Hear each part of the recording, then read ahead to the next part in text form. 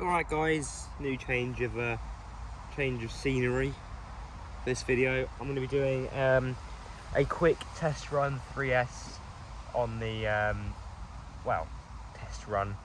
I've had this battery for a long time, so I've been running it pretty much full time in the Maverick. I'll just bring it closer to us. Hang on. There you go. It's AZ power, 7200 milliamp hour 3S. I think I showed you all this in the last video, but I'll just show you another quick one. I know the last video was very badly edited, really annoying actually. It was an issue with the editing software, didn't actually give me the full screen that I wanted. But anyway, regardless of that, we've got Hollywing fan in there, which I took a lot of, I had to do a lot of messing about with to get it to fit, but it fits. I had to do some shaving down of the heatsink. 3S LiPo Z power 7200 milliamp on Amazon, quite cheap, kind of. Original radio system, because the last time I took it out, I tightened up this grub screw too tight for the antenna tube. So anyway, that ended up breaking the antenna on my FlySky receiver that I had spare. So I had to go out and buy another one, and I can't be bothered to put it in, because basically for my club that I run, it's easy just to take the one box rather than to take both boxes, because my other radio has a box with it as well, which I like to keep it in because it's a nice unit, the FlySky FS GT3B. I'd rather it didn't get damaged. So anyway, I'm just going to use this radio. This is a bit of a beta. Obviously I look after it somewhat, but not as much as I do with the GT3B.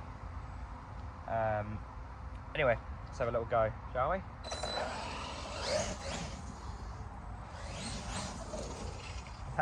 Rolled it over straight away. Right. As you may well notice, guys, if I can make sure I'm actually in the shot, is that it wheelies now. Quite a lot. Ready? That wasn't much of it, ready? Hang on. There you go.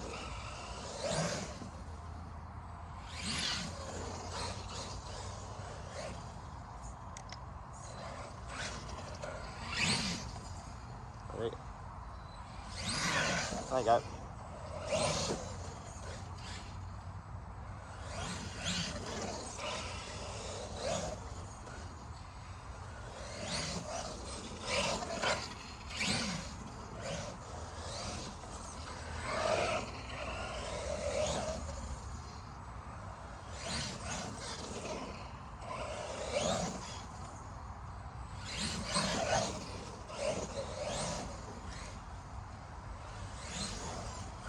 As you can see, guys,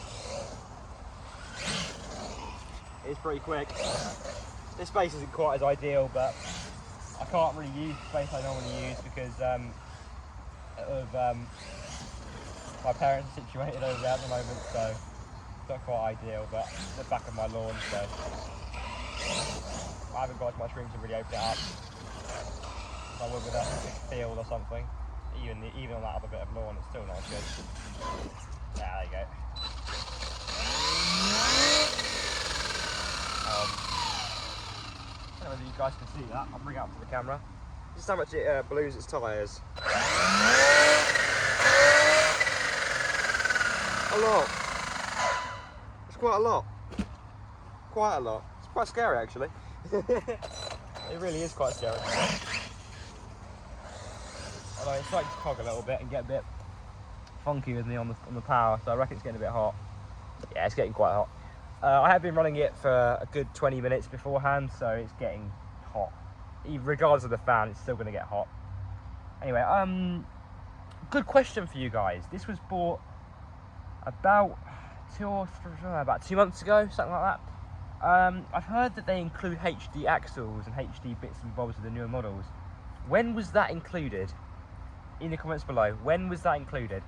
So when did they start dispatching these with the upgrades? Because this one's got a cracked rear arm. Not badly, but it did crack, and I've had to actually glue it. I don't know if you guys can see, I've actually used a bit of Gorilla Glue on that rear arm. A bit of a bodge, but it works. But yeah, I'm going to have to order some, at some point, Metzefill all-round arms, because I don't really like the idea of these. If they're already cracking, although I think these were cracked before I bought it.